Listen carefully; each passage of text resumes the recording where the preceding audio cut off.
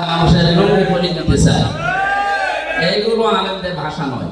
আমরা তাদেরকে সতর্ক করছি এবং সংযত হওয়ার আহ্বান জানাচ্ছি। আল্লামা সাইদি রহমতুল্লাহ আলাইহি তার জীবনের যে মিশন এবং ভীষণ, আমি একটা বই লিখেছি তার সাথে কারাগারে থাকার কারণে।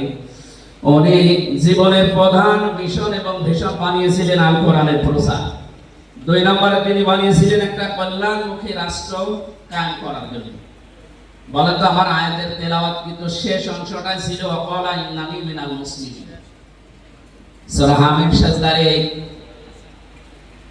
33 নম্বর আয়াতে সে যেন ঘোষণা দেয় যে আমি মুসলমান। প্রাণপ্রিয় আলেম ভাইরা, আয়াতের প্রথম 2টা কথা হয়তো কম বেশি দেশে আমরা সবাই বলি, আমার আহসানু কাওলাম মিম্মান দাআ ইলাল্লাহি ওয়া আমিলা সালিহান। এ পর্যন্ত আমরা কম বেশি সবাই আছি। তো ওয়াকালা ইন্নানি মিনাল মুসলিমিন, আমি মুসলমান, এই পরিচয় দেওয়ার মতো সেই পরিবেশ বাংলাদেশে এখনো আমার মনে হয় গড়ে ওঠেনি। এখানে আমাদের সর্বাত্মক চেষ্টা থাকবে এই পরিবেশটা যেন আমরা তৈরি করতে পারি। উস্তাদ বলছিলেন যে আমাদের লিসানের দ্বারা যে জিহাদ আছে, এই জিহাদের মাধ্যমে আমরা চেষ্টা করব ইনশাআল্লাহ। আল্লাহ আমাদের তৌফিক দেন। বলেন আমরা প্রথম কথা, নবীদের ওয়ারিস হওয়ার জন্য যে সমস্ত বিষয়গুলো পাওয়া লাগে, নবী ওই সমস্ত বিষয়গুলো আমাদের জন্য রেখে যান না, আমাদের জন্য রেখে গেছে এলেম, জ্ঞান। সুতরাং জ্ঞান এবং এলেম আমরা যেহেতু পেয়েছি, এই হিসাবে হাদিস অনুযায়ী ইন্নাল উলামা ওয়ারাসাতুল আম্বিয়া, এই হাদিস অনুযায়ী আমরা নবীদের ওয়ারিস। আমাদের দ্বিতীয় নম্বরে আমাদের অনেক মর্যাদা নবীজি ঘোষণা দিয়েছে। কোরআনে কারিমে আল্লাহ নিজে আমাদের মর্যাদার ঘোষণা দিয়েছে, ইন্নামা ইয়াখশাল্লাহা মিন ইবাদিহিল উলামা। নবীজি আমাদের মর্যাদা জানিয়েছেন, আমরা ঘুমালে এবং আবেদরা ইবাদত করলে এই যে সওয়াবের বিষয়টা, দ্বীনের বিষয়টা, এটা সমান সমান। সুতরাং মর্যাদার দিক থেকে আমাদের অনেক উঁচু মাকাম আছে। 3 নম্বরে আলেমদের দায়িত্ব, এইটাই কঠিন। আলেমদের দায়িত্ব হচ্ছে, যেহেতু আমরা নবীর ওয়ারিস, এই হিসাবে আমাদের দায়িত্ব নবীদের মিশন এবং ভীষণ বাস্তবায়ন করা। কোরআন থেকে আমরা জেনেছি এই পৃথিবীতে যত নবী আর রাসূল এসেছিল তাদের কাজ ছিল 2টা। সূরা নাহলের 36 নম্বর আয়াতের দলিল।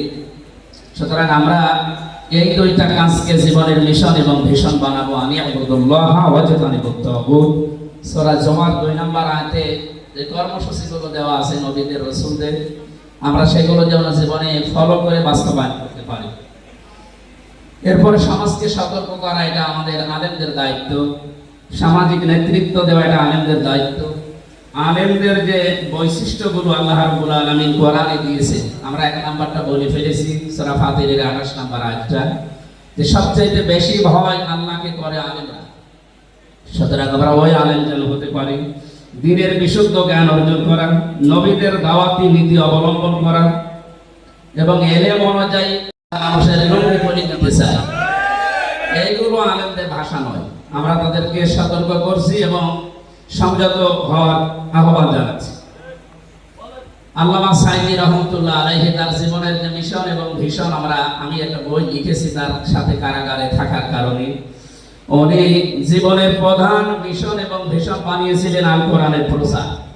2 নম্বরে তিনি বানিয়েছিলেন একটা কল্যাণমুখী রাষ্ট্র কায়েম করার জন্য। বলে তো আমার আয়াতের তেলাওয়াত কিন্তু শেষ অংশটাই ছিল ওয়াকালা ইন্নানি মিনাল মুসলিমিন। সূরা হামিদ সাজদার এই 33 নম্বর আয়াতে সে যেন ঘোষণা দেয় যে আমি মুসলমান। প্রাণপ্রিয় আলেম ভাইরা, আয়াতের প্রথম 2টা কথা হয়তো কম বেশি দেশে আমরা সবাই বলি, আমার আহসানু কাওলাম মিম্মান দাআ ইলাল্লাহি ওয়া আমিলা সালিহান। এ পর্যন্ত আমরা কম বেশি সবাই আছি। তো ওয়াকালা ইন্নানি মিনাল মুসলিমিন, আমি মুসলমান, এই পরিচয় দেওয়ার মতো সেই পরিবেশ বাংলাদেশে এখনো আমার মনে হয় গড়ে ওঠেনি। এখানে আমাদের সর্বাত্মক চেষ্টা থাকবে এই পরিবেশটা যেন আমরা তৈরি করতে পারি। উস্তাদ বলছিলেন যে আমাদের লিসানের দ্বারা যে জিহাদ আছে, এই জিহাদের মাধ্যমে আমরা চেষ্টা করব ইনশাআল্লাহ। আল্লাহ আমাদের তৌফিক দেন। বলেন আমিন।